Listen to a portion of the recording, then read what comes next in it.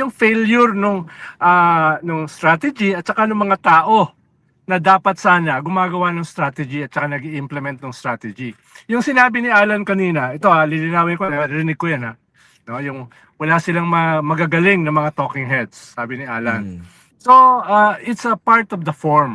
Pero, it's an interplay of form and substance, 'di ba? Hindi lang Yes. pwede na Tama. optics lang. Bagamat mahalaga 'yon. Hindi maganda yung performative politics lang, bagamat mahalaga 'yon. Mahalaga, meron ka ring substance. Hindi pwede yung puro announcement lang, no? Substance 'yun no? Kahit anong spin mo ron, kung wala kang magagawang ganon, kakapusin pa rin yung iyong narrative.